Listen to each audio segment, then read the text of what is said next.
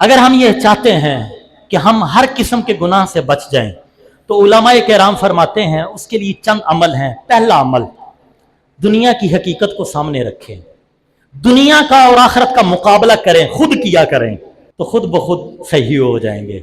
دنیا میں ہم نے کتنی دیر رہنا ہے اور آخرت میں کتنی دیر رہنا ہے، دنیا کی کتنی ضرورت ہے اور آخرت کی کتنی۔ اللہ کے نبی صلی اللہ علیہ وسلم نے البتہ بتلایا ہے دنیا کا آخرت کے ساتھ کیا مقابلہ ہے۔ فرمایا تم میں سے اگر کوئی شخص اپنی انگلی سمندر میں ڈالے اور پھر اس کو باہر نکالے، جو پانی اس کی انگلی کے ساتھ لگا وہ دنیا اور جو کچھ دنیا میں ہے وہ ہے، اور سمندر آخرت ہے۔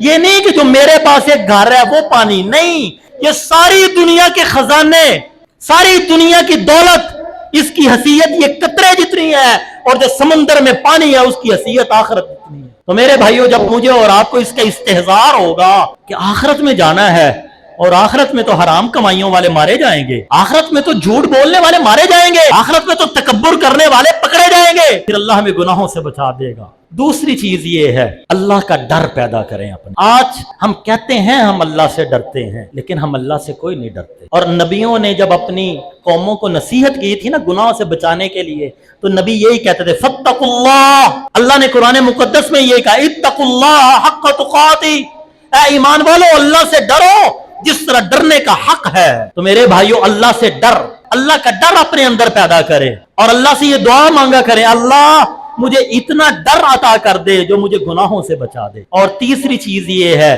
جو کچھ کرتے ہیں نا یہ ذہن میں رکھیں، اس کی پوچھ گچھ ہوگی، کسی کو نہیں پتا چلا میں نے ایک آدمی کو چونا لگایا 5 لاکھ کا اور وہ شکریہ ادا کر رہا ہے آپ بڑی اچھی ڈیل کرتے ہیں، لیکن میں نے ظلم کر لیا، کسی کو نہیں پتا چلا۔ جو پیسے ہوں گے وہ بھی بولیں گے، جن ہاتھوں سے پکڑا ہوگا وہ ہاتھ بھی میری گواہیاں دیں گے میرے خلاف۔ ان السمع والبصر والفؤاد کل اولئک کان عنہ مسئولا۔ تم جو کچھ کر رہے ہو نا اس کی پوچھ ہوگی، اس کا استحضار کہ میں جو کچھ بول رہا ہوں، جو کچھ دیکھ رہا ہوں، جو میرے دل میں خیال آ رہے ہیں کسی کے لیے برے، اللہ جانتے ہیں، تو اس کی پوچھ ہوگی۔ اور چوتھی بات یہ ہے میرے بھائیوں، اللہ سے دعائیں کیا کریں، دعاؤں کی برکت سے آدمی گناہوں سے بچ جاتا ہے۔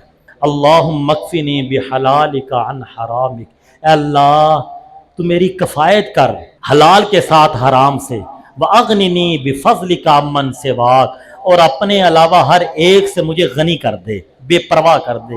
اللہم انی اسألک علما نافعا، اے اللہ میں تجھ سے وہ علم چاہتا ہوں جو فائدہ دینے والا ہو، وعملا متقبلا، اے اللہ میں تجھ سے وہ عمل مانگتا ہوں، وہ نماز چاہتا ہوں جس کو تو قبول کر لے، وہ تلاوت مانگتا ہوں جس کو تو قبول کر، ورزقا حلالا طیبا کثیرا مبارکا فی، اے اللہ میں تجھ سے رزق حلال طیب برکت والا کثیر مانگتا ہوں۔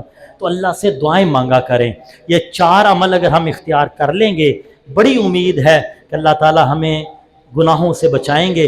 اللہ مجھے، آپ کو، ہر مسلمان کو ہر قسم کی نافرمانی سے محفوظ فرمائے۔